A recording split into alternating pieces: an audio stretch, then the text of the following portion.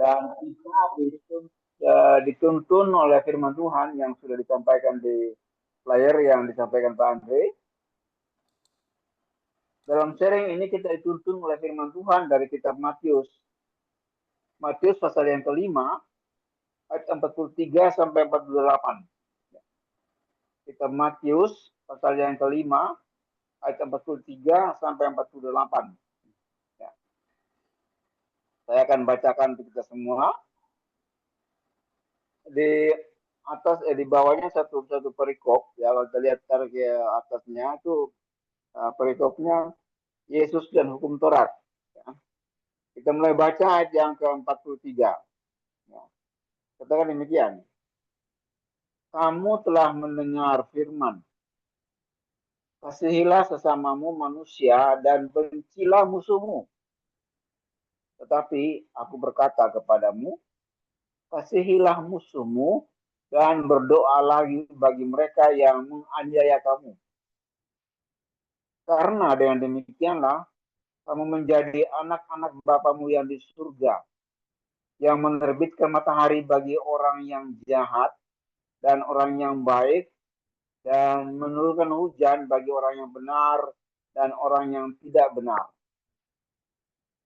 Apabila kamu mengasihi orang yang mengasihi kamu, apakah upahmu? Bukankah kamu juga berbuat demikian? Dan apabila kamu hanya memberi salam kepada saudara-saudaramu saja, apakah lebihnya daripada perbuatan orang lain? Bukankah orang yang tidak mengenal Allah pun berbuat demikian? Ayat 48 terakhir, karena itu haruslah kamu sempurna sama seperti Bapamu yang ada di surga adalah sempurna. Ya. Ini firman Tuhan yang saya sudah bacakan untuk kita. Matius pasal yang kelima, ayat 43 sampai 48. Ya. Kemudian kita akan masuk sharing bersama dan saya akan bacakan prolognya. Saya dibacakan Pak Andre prolognya. Silakan Pak Andre. Apa saya bacakan ya? Prolognya. Suaranya Pak Andre. 1, 2, 3. Ya. Hari ini tema besarnya adalah belajar hidup mengasihi ya. Firman-nya sudah dibacakan oleh Pak Karel ya, Matius 5, 43 sampai 48 ya. Firman hari ini kan merupakan bagian dari khotbah Yesus di bukit kan? Ya enggak? Dalam khotbahnya itu Yesus mengajarkan setiap kita mengenai kasih yang melampaui batas pola pikir manusia, yaitu kasih yang sesuai dengan standar Allah. Sebagai latar belakang, pada masa itu banyak orang Yahudi memahami hukum Taurat secara sempit. Mereka cenderung membatasi kasih hanya kepada sesama orang Yahudi dan membenci musuh mereka, yaitu bangsa Romawi yang sedang menjajah bangsa Yahudi pada saat itu. Dalam kondisi demikian, Yesus datang kan untuk apa? Untuk mengoreksi pemahaman yang salah ini. Mari kita perhatikan dan pelajari apa yang dikoreksi dan diajarkan Yesus mengenai konsep kasih yang sempurna. Perhatikan bagaimana dan kepada siapa saja kita harus mempraktekkan ajaran ini serta apa yang Yesus ingin kita mengerti dari pengajaran ini. Perhatikanlah ya hal yang berbeda dari kasih yang Yesus ajarkan dengan ajaran moral manusia pada umumnya. Ya. Apa? Hilang tadi.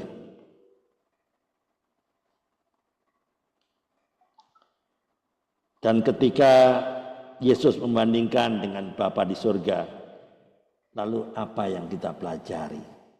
Ya, saya kira Pak Karel di main room aja ya Pak Karel. Ya Pak. Ya. Di main room aja Pak. Ya, oke.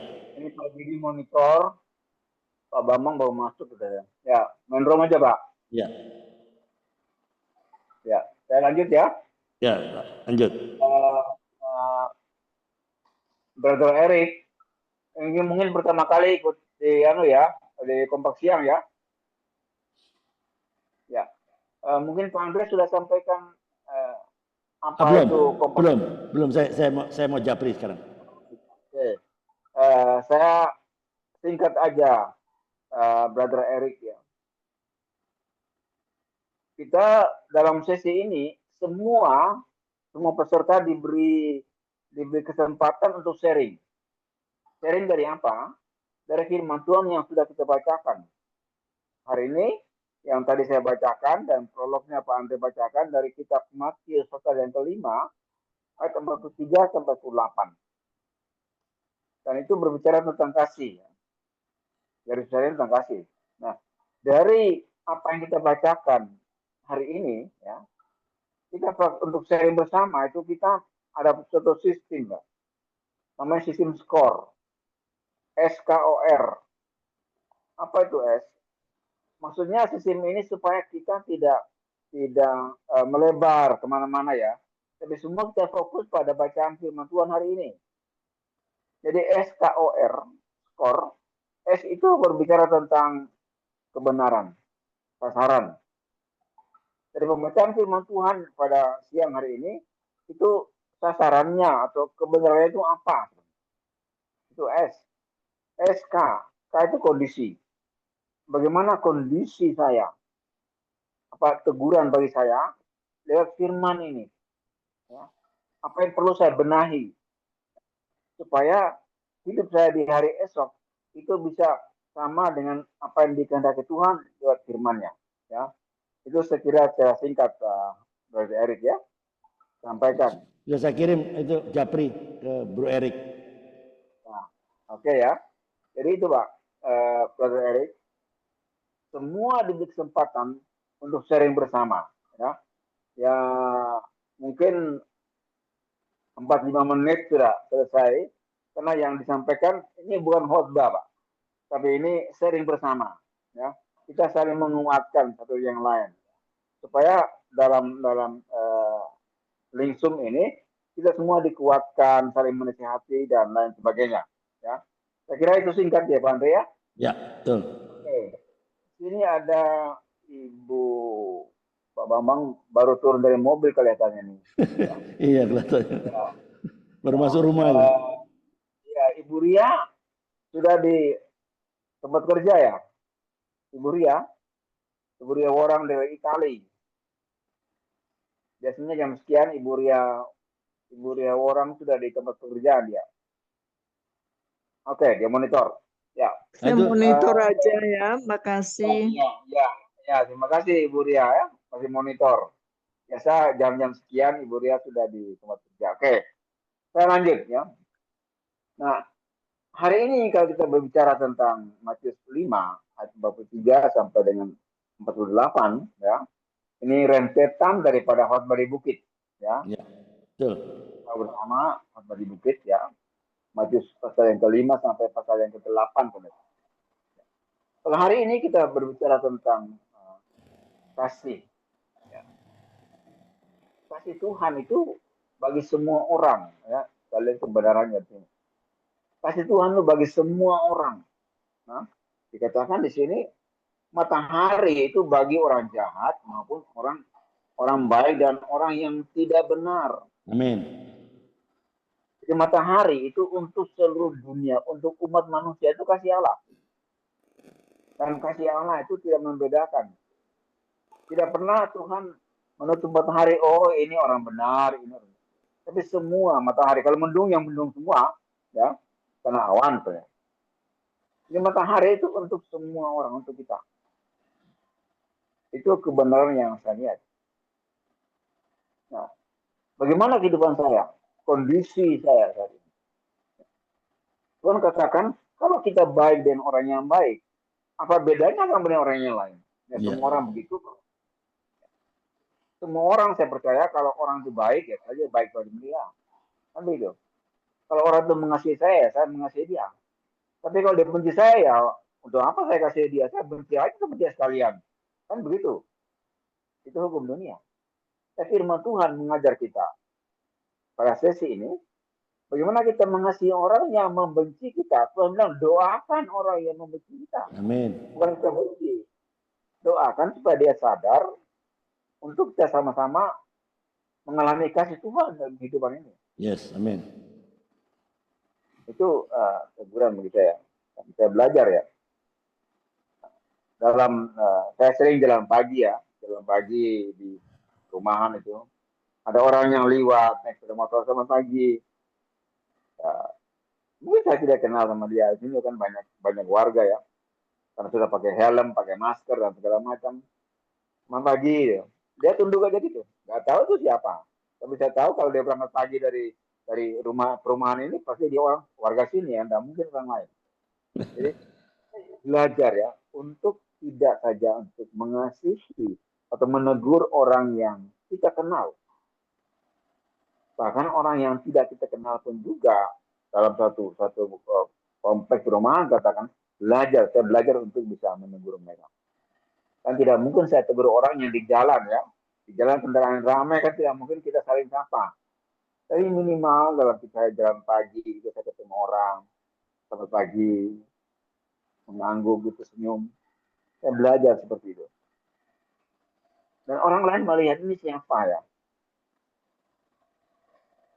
Dan perbaikan saya hari demi hari saya belajar untuk mendoakan orang yang mempuji saya. Mungkin orang tidak katakan, oh saya benci kamu. Tapi dengan gerak-gerik, dengan perkataan, dengan perbuatan. Mereka dia tidak senang sama saya. Saya doakan untuk mereka. Amin. Supaya kita hidup tuh berdampingan tuh saling mengasihi satu yang lain tanpa kita memandang siapa Anda. Kamu berasal dari mana? Saya dari mana? Saya bersyukur kalau saya ditempatkan di perumahan ini. Saya bisa berbaur dengan semua orang. Ya. Bisa sama-sama ke musola, sama-sama istighosah, ya, sama-sama syukuran, sama-sama kirim doa. Sama mereka, saya ikuti mereka. Walaupun dalam istighosah, misalnya mereka berdoa dengan cara mereka, saya berdoa untuk bangsa negara. Saya berdoa untuk lingkungan tempat saya tinggal, kan gitu. Minimal kita hadir bersama-sama dengan mereka, itu mereka menghargai, oh orang Kristen itu begini ya. Belajar menghargai orang, ya. Belajar mengasihi orang, Amin. walaupun dia berbeda. Belajar untuk mengasihi. Saya kira itu Pak Andre singkat saya. Ya, oke. Ya, menarik ya ini khotbah terusannya khotbah di bukit sebenarnya. Ya, Matius 5. Dalam ayat ini kan Yesus mengajarkan standar kasih yang lebih tinggi kan? Ya enggak? Yaitu apa? Mengasihi musuh, itu standarnya itu lebih tinggi. Orang kalau mengasihi orang yang baik kepada kita biasa. Ini standarnya Tuhan Yesus, ini standar kasih yang lebih tinggi, yaitu mengasihi musuh, berbuat baik pada mereka yang benci sama kita. Gampang nggak kira-kira? Nggak gampang. Nah inilah bagian dari khotbah Yesus di bukit kan, di mana Yesus menekankan bahwa kasih sejati tidak hanya ditujukan kepada orang yang baik kepada kita aja, tapi juga mereka yang tidak baik, bahkan yang sulit dikasih. Ada nggak yang sulit? Banyak. Ya kebenarannya ya poinnya ya saya dapatkan ya, kasih sejati selalu bersumber daripada Tuhan kan, dari Tuhan lah. Bukan hanya mengasihi orang yang baik saja, tapi juga mengasihi musuh kan, ayat 44 tadi. Karena Allah adalah kasih, tidak membeda-bedakan seperti tadi Pak Karel sampaikan kan. Tuhan menurunkan hujan pada orang yang baik, pada orang yang tidak, yang jahat juga diturunkan hujan juga, tidak beda-bedakan kan. Baik orang benar maupun yang jahat dia turunkan hujan, ayat 45. Orang percaya dipanggil untuk hidup dalam standar kasih yang lebih tinggi. Ya, jika kita hanya mengasihi orang yang mengasihi kita, nggak ada bedanya dong dengan orang dunia dong. Ya, inilah kesempurnaan dalam kasih. Yesus memanggil kita untuk menjadi sempurna seperti Bapa di surga yang punya kasih yang tulus tanpa syarat. Ya, tegurannya apa?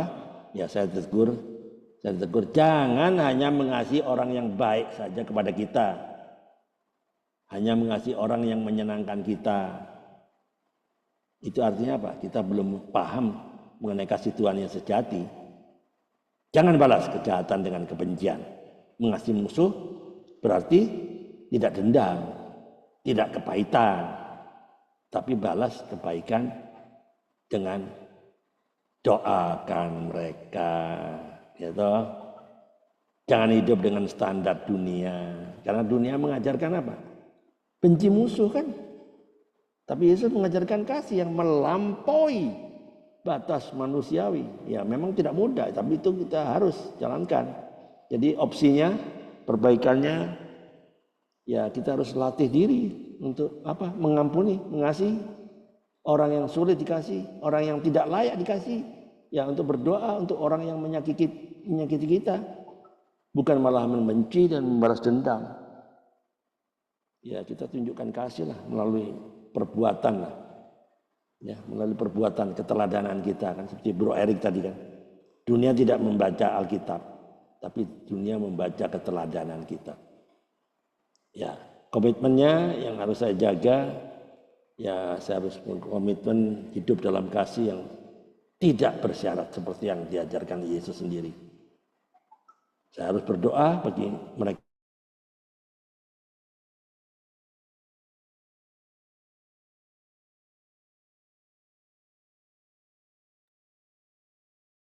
Mikrofonnya mati, Pak Andre. Suaranya hilang. Ya Pak. Suaranya hilang, Pak Andre. Apa itu? Tes. Oh ya, oke. Oke. Ya, itu aja yang saya dapatkan ya. Apa yang kurang tadi? Adakah? Sudah semua deh. Ya, tadi sempat Pak, sempat hilang, Pak. Di komitmen kah? Sempat hilang, Pak. Di komitmen. Ya. Komitmennya ya terus hidup dalam kasih yang tidak bersyarat seperti yang dicontohkan atau diajarkan Yesus kan. Ya, saya harus berdoa untuk orang yang mungkin menyakiti saya. Tidak simpan kepahitan, dendam. Ya, saya terus akan menjadi terang lah untuk menunjukkan kasih yang beda dengan kasih dunia. Jadi kesimpulannya yang dari itu kalau saya peres ya, ini memang menantang kita semua untuk mengasihi seperti Tuhan mengasihi, yaitu dengan kasih yang tidak bersyarat. Ini kesimpulannya lah. Dan melampaui batas manusiawi. Karena orang percaya dipanggil untuk tidak membalas kebencian dengan kebencian, tapi dengan kebaikan dan bahkan mendoakan mereka loh. Nah inilah tanda bahwa kita adalah anak-anak Allah yang hidup dalam kasih yang sejati. Itulah kesimpulannya. Oke, terima kasih Pak Karel. Terima kasih Pak Andre. Ya. Brother Erik mungkin mau sampaikan sesuatu? Atau ada yang mau tanyakan boleh? Cukup Pak, udah sangat jelas. Ya. Jelas ya, oke. Ya. Pak Bambang. Halo Pak Bambang. Pak Bambang mungkin ada kesibukan kelihatannya dia. Ya. Tadi ya, baru Pak. Turun. Monitor aja Pak. Monitor. Ada kesibukan dia. Ada kesibukan dia. Ini sudah terakhir Pak. Sesi ini sudah terakhir Pak ya. Kita akan masuk dalam sesi berikut. Ya, sesi ya, United Prayer. Monitor, Ibu Ria juga monitor, Pak Bambang monitor, kami semua sudah selesai. Kita akan lanjutkan pada sesi terakhir untuk kita doa bersama. Ya. Ya, kita akan doakan bagi semua yang hadir di tempat ini dan kita doakan Brother Erik dalam pelayanan di bidang pendidikan ya. Amin. Yang PAUD. Ya. Amin. Yes. Ya. Pendidikan untuk karakter, untuk pelajaran-pelajaran apa yang dibutuhkan karena PAUD ini sifatnya kan interdenominasi ya. Iya, betul. Semua nasional ya. Kita doakan itu tidak mudah memangnya. Bagaimana mau kita tanamkan karakter Kristen itu bagi anak-anak. Amin. Saya akan doakan kita semua. Nanti mungkin Pak Andre bisa tutup doa Pak Andre. Oke. Oke, ya. Mari kita berdoa. Bapa dalam surga, kami mengucap syukur untuk penyertaan-Mu bagi kami semua dari awal sampai akhir. Kami sudah selesai untuk mendengar bagaimana kesaksian dari Brother Eric bangun Tuhan. Apa yang dia buat Tuhan, kegagalan dia Tuhan, bahkan apa yang dia lakukan sekarang, dia tidak larut dalam kekalahan atau kegagalan dia Tuhan. Tapi dia bangkit dari di tengah-tengah kehidupannya Tuhan, masyarakat sekitar ya. Bagaimana Brother Eric bersama teman-teman mau bangkit untuk melayani anak-anak kecil. Mendirikan PAUD Tuhan. Dan pendidikan ini mulai dari anak kecil. Kadang kalau anak-anak sudah besar, agak sulit untuk mendidik mereka, mengarahkan mereka. Amin. Saya berdoa bagi Brother Eric dan teman-teman, mereka-mereka yang terlibat langsung dalam pendidikan PAUD ini, guru-gurunya Tuhan. Engkau beri hikmat kebijaksanaan Tuhan. Amin. Tahu bahwa ada banyak masalah, banyak tantangan. Saya bersama Engkau Tuhan, mereka dapat menyelesaikan semua masalah Tuhan. Hikmat dan kebijaksanaan Tuhan berikan bagi mereka Tuhan. Apapun menjadi masalah dalam pendidikan PAUD ini, mereka selesaikan dengan baik. Amin. Dan PAUD ini dalam jalan yang baik. Dan lewat PAUD ini ada pembentukan karakter Tuhan bagi anak-anak yang berusia dini ini Tuhan.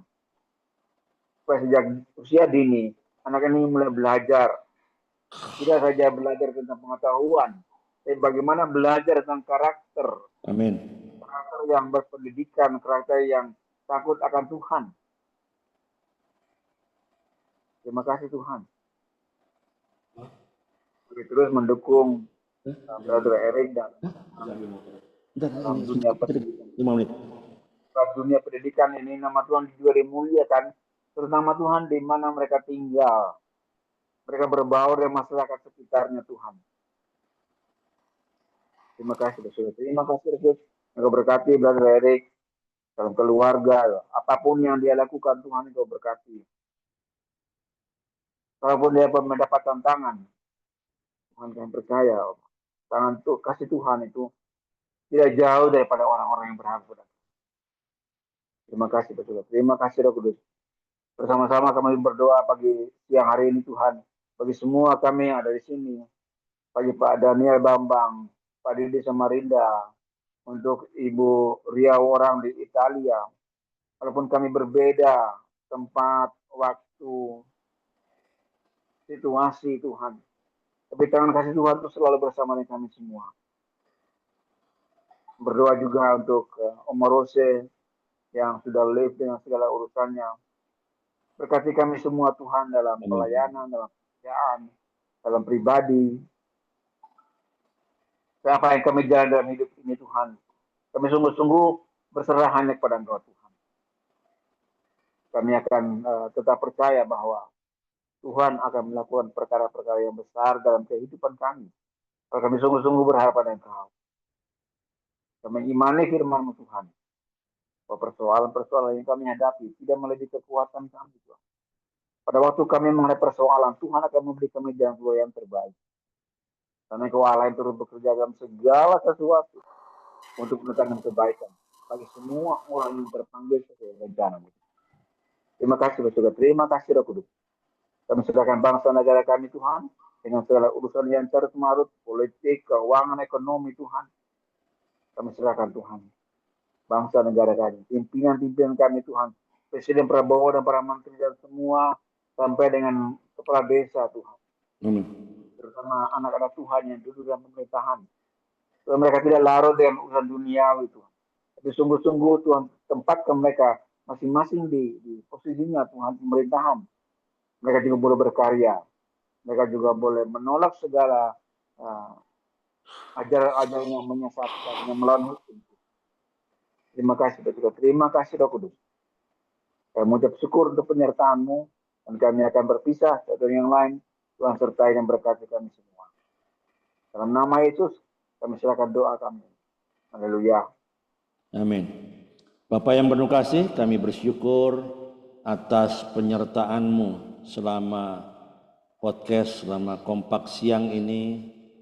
Kesaksian dari Brother Eric telah menguatkan kami semua, juga pendengar di YouTube channel, Facebook maupun Instagram, mengingatkan kami semua akan kasih Bapa yang tidak berkesudahan dan memberi harapan yang baru. Kami semua berdoa biarlah kesaksian yang kami dengar, yang dialami oleh Brother Eric, tertanam di setiap pikiran kami, hati kami, menjadi pelita bagi jalan kami dan menuntun kami untuk tetap hidup dalam kasih dan ketaatan kepadamu. Sertai kami Tuhan dalam setiap langkah agar hidup kami terus memuliakan namamu. Di dalam nama Yesus Kristus, kiranya Tuhan memberkati, melindungi kami semua, memberikan damai sejahtera di setiap hati, dan menumbuhkan pengharapan yang teguh akan kasih-Nya. Kiranya anugerah Tuhan Yesus Kristus, kasih Allah Bapa, dan persekutuan Roh Kudus menyertai kita semua mulai hari ini hingga Maranatha. Semua yang sudah diberkati, mari sama-sama katakan amin. Oke, terima kasih Pak Karel, Bro Eric, thank you. Guria Orang, Pak Didi.